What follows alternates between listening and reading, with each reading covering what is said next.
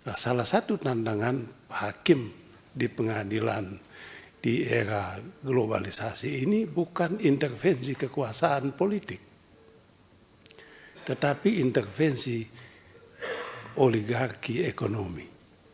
Dengan apa? Dengan uang. Uang. Dengan uang Bapak punya kemerdekaan itu direnggut, diambil, dibeli. Sehingga apa yang dikatakan orang, hukum hanya tajam ke bawah dan lumpuh ke atas. Apa yang orang bilang, no viral, no justice. Kalau nggak diviralkan, nggak ada keadilan. No money, no justice.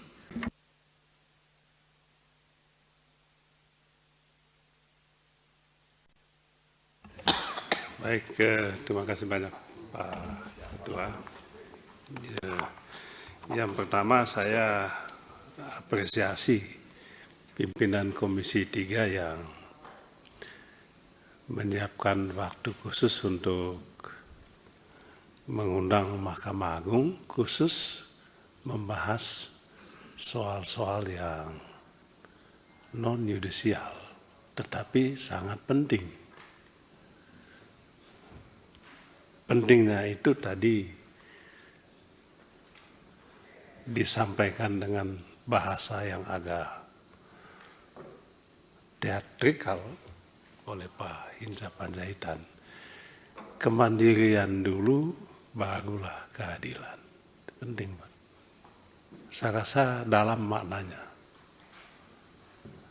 Tapi saya ragu apakah teman-teman nangkap maksudnya itu.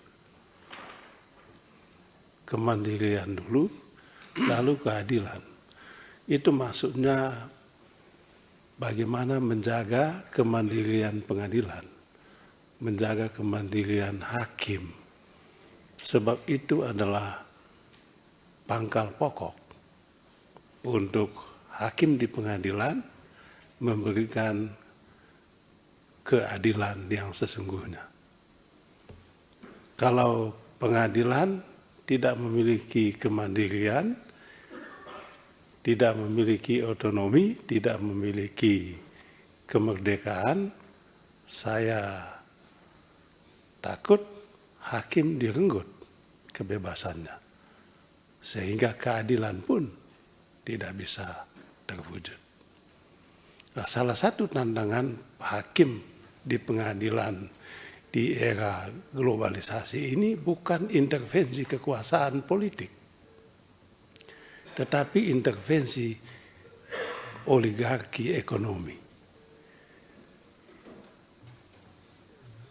Oligarki ekonomi mengintervensi, mempengaruhi hakim-hakim, merebut kemandiriannya.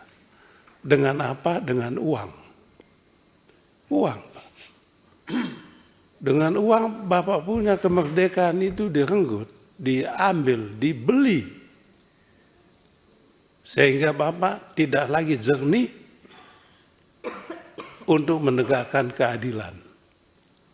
Sehingga apa yang dikatakan orang, hukum hanya tajam ke bawah dan lumpuh ke atas. Apa yang orang bilang, no viral, no justice. Kalau nggak diviralkan, nggak ada keadilan. No money, no justice. Itu sambungannya tadi. No viral, no justice, no money, no justice. Akibatnya, pengadilan menjadi tempat transaksi, jual beli keadilan. Ini penegasan apa yang tadi disampaikan oleh yang terhormat Bapak Hinca Panjaitan yang ke-23. 13. Oh, 13. 23. 13. Baik, terima kasih. Yang kedua, saya ingin sekali Pak Dirjen dan Pak Sekma ya, memberikan kami database. Apakah punya database mengenai putusan-putusan perkara di Mahkamah Agung yang telah memiliki kekuatan hukum tetap? Apakah punya? Kalau punya, pertanyaan berikutnya, apakah sudah dieksekusi semua? Berapa yang sudah dieksekusi? Berapa yang belum dieksekusi? Yang belum dieksekusi apa alasannya? Kami ingin tahu. Sebab kalau keadilan itu kalau hanya di atas kertas, itu bukan keadilan namanya.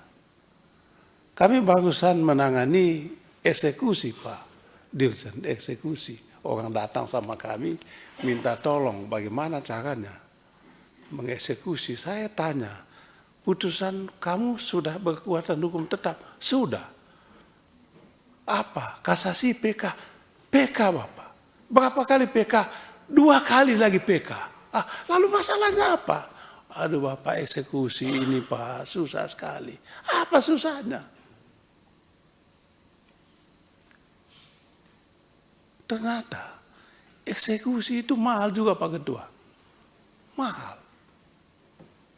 Ada unmanning lah, ada lagi sita jaminan lah, tetek bengek itu. Hitung punya hitung, mahal sekali. Kalau mahal begini, untuk apa kau perjuangkan? Mendingan kau jual aja, sebab ibu biaya eksekusi jauh lebih mahal dari objek sengketa yang dia perjuangkan. Coba bayangkan Pak Dirjen. Saya tidak mau sebut namanya supaya tidak ada konflik seolah-olah saya ini tidak. Ini umum. Itu satu. Kami ingin mendapatkan database tentang berapa yang sudah dieksekusi. Yang kedua tadi ini ada kaitan dengan PNBP tadi. Eksekusi kasus korupsi Bapak. Eksekusi. Putusan sekian, denda sekian. Ini kan ada eksekusinya. Mana laporannya itu Pak?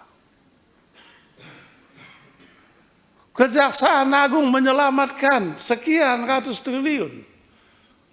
Barang yang nggak ada Pak, itu diselamatkan. Ya. Kerugian yang potensial itu Pak Ketua. Potensial loss. Bagaimana menghitung, melaporkan bahwa kami menyelamatkan keuangan negara yang belum ada Pak? Itu bingung kita. Aku nggak tahu apa, jangan-jangan gua ini yang bodoh. Coba Pak, ngomong, kami selamatkan loh. Apa yang kau selamatkan? Itu potensial loss loh. Kan belum ada barang ini. Kok kau bilang kau selamatkan?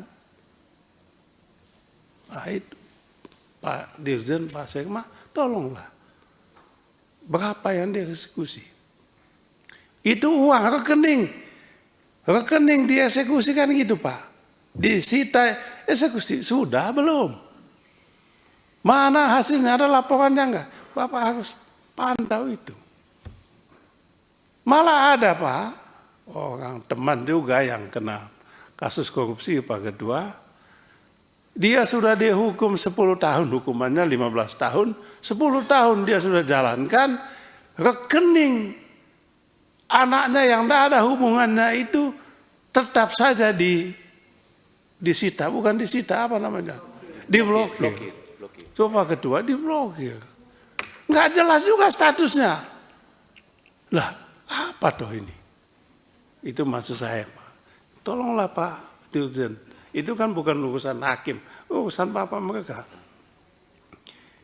Belum lagi itu uang Pak. Coba Bapak bayangkan kalau yang disita itu adalah nikel, kayu, batu bara, kebun sawit. Wah, Pak, ada loh cerita Pak Ketua. Ini cerita zaman dulu. Kebun sawit di negeri antah berantai ya, di negeri Bung lah, gue bilang aja ya kan. Udah disita Pak, sekian ribu hektar sawit. Loh, kita tanya, mana duit jual sawit itu? Pak, saya senang Presiden Prabowo. Sikat ini orang-orang ini. sikat. Karena duit kita nggak ada artinya Pak soal makan gratis ini. Nggak ada artinya kalau ini bisa kita selamatkan. Bapak hitung itu. Ribuan triliun Pak. Kalau dieksekusi. Kalau saya ada waktu ketemu Bapak Presiden, saya mau ngomong ini loh Pak. Legal ini. Mana duitnya? Ambil lagi duitnya, pakai untuk biayai fakir miskin kita ini.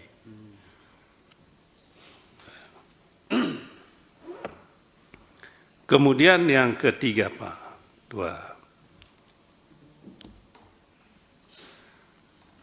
ya, ada juga laporan Pak, bukan ini nggak ada hubungannya dengan substansi. Putusan di Mahkamah Agung udah 6 bulan lalu, tapi bekasnya itu loh Pak. Kenapa sampai bertahun-tahun? Bagaimana kita mau lakukan upaya hukum PK misalnya? Putusan kasasi itu bisa setahun Pak.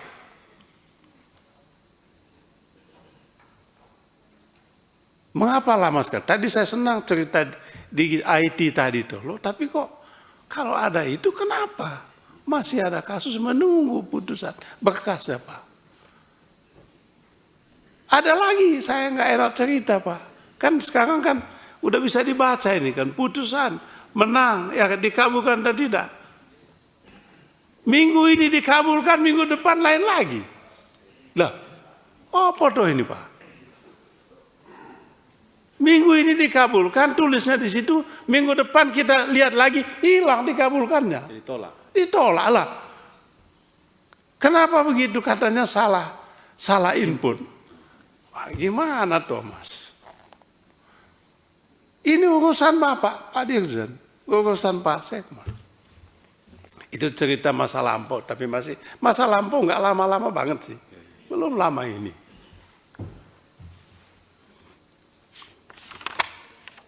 Kemudian ya banyak masalah, tapi banyak juga prestasinya. Saya secara inkognito mengunjungi beberapa pengadilan, banyak yang hebat-hebat lah. Tapi satu Pak Ketua mohon, bagaimana itu tadi, bagaimana kemandirian itu kalau kesejahteraan hakim ini kita nggak perhatikan. Kalau saya ada duit, saya mau kasih gaji. Cuman kalau kasih gaji nanti dibilang lagi, gratifikasi. Bukan gratifikasi.